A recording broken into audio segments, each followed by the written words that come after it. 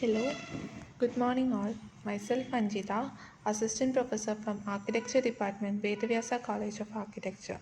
Through this presentation, I am trying to make you aware about the cost-effective construction techniques that had been implementing right now.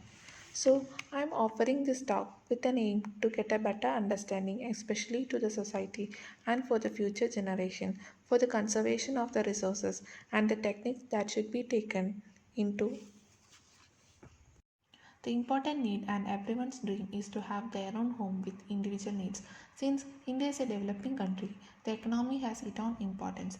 The housing is so impacted with the cost based construction. So, there are various cost effective construction techniques. Lot of them are energy efficient and easily adoptable. The essential requirement of human existence is a home itself. Next only is the food and the clothing. A breakthrough for the application of sustainable and cost-effective technologies for the better housing in rural and urban areas is urgent need considering the spiraling construction costs. There is a need for the adoption of a strong, durable, environmental friendly, ecologically appropriate, energy efficient, and yet cost effective materials and appropriate technologies in the construction. While talking about cost effective construction, the most important person that comes to our mind is none other than architect Laurie Baker. Architect Laurie Baker is one who worked on cost effective construction techniques at its best. So, Baker showed that, in fact, in sustainable technologies, when adopted with care and creativity, could lead to a unique architectural expression. So, the use of proper materials is the basic need to develop any construction techniques. So, the major building materials that he had considered is brick, wood, stone.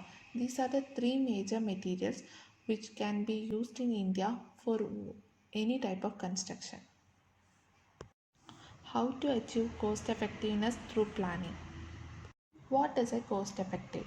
The process involving rediscovering our local materials and traditional technologies and blending them with the new materials and modern technologies to have an appropriate design and plan for a strong, good quality and cost effective building.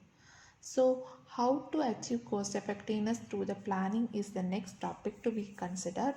So, effective construction management, appropriate use of locally available materials, skills of the laborers and the technologies that had been implementing are the major things that should be considered while designing a cost effective construction.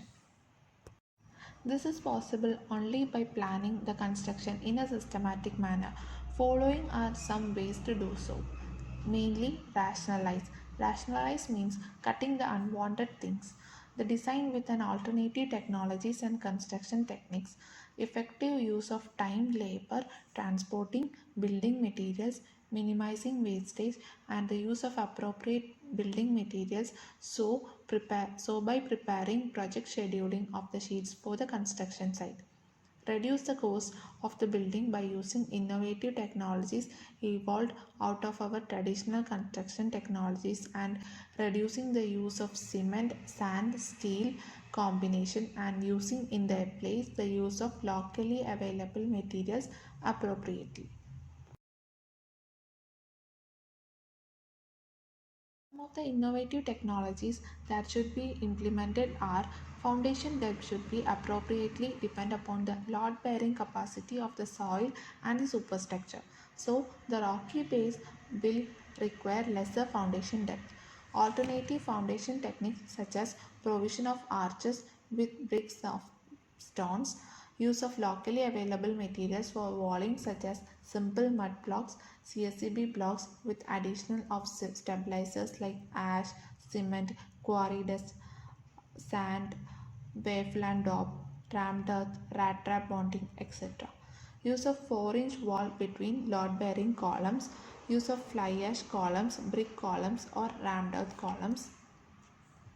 Eliminate cement concrete charges and replace them with corbelling. Eliminate RCC lintels and replace them with corbelling brickwork. Use of ferro cement domes, filler slabs, bamboo mat sheets or micro concrete roof tile. Use of brick jalis for windows or locally available materials like bamboo products in place of wooden or iron frames for windows. Use of mud plaster or lime plaster or avoid plastering totally. Design energy efficient lighting. Use low energy and renewable materials. Choose construction materials and interior finishing products with zero or low emissions to improve indoor air quality. Design for a greywater system that recovers rainwater for site irrigation and a dual pumping system for use of recycling water for toilet flushing. So, to achieve cost effectiveness in designing, some factors to be considered are architectural design and site planning, lighting design, HVAC design, energy management, and control design. So, in architecture design and site planning, the major things that should be considered while designing is orientation, surface to volume ratio, positioning of windows, shading, selection of materials for wall, roof, windows, including insulation, landscaping, etc. So, buildings in the hot climates should also consider some factors for designing, such as orientation to cut off sun, sun protected insulated windows, external wall insulation, etc. Lower surface to volume, lighter finishes, water as a landscape element is the other factors to be considered. Buildings in the cold climate should also consider some factors in designing like large windows to capture sun, thermal mass to store heat, etc. And next comes the lighting design. In lighting design, the use of effective solar control strategies like overhangs, day lighting strategies, energy efficient lighting like CFLs, efficient tube lights, etc. Daylighting Daylight sensing 90% of lighting energy can be saved through this. Lighting efficiency measures contributes to 15% savings over base case. Next criteria is the water system design, landscaping and water use reduction. In this, we are discussing about the reduction of the potable water consumption for landscaping by 50% over successful strategies like drought tolerant plants, dip irrigation, moisture sensing irrigation technologies, recycled rainwater system, water use reduction to 20 and 30 percentage. Reduction successful strategies are dual flush water closets, ultra flow water fixtures, waterless urinals, sensor operated low flow bathrooms, rainwater collection reuse systems, greywater reuse systems. Comes the energy management system. In energy management system, it deals mainly with photovoltaic devices.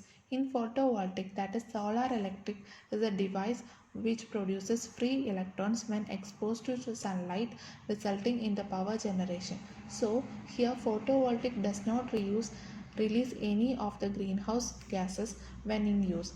Photovoltaic uses are non-conventional renewable sources of energy which has no adverse effect on the environmental. So the application of the photovoltaic are rooftops, atria and skylight, facades, shading elements, etc.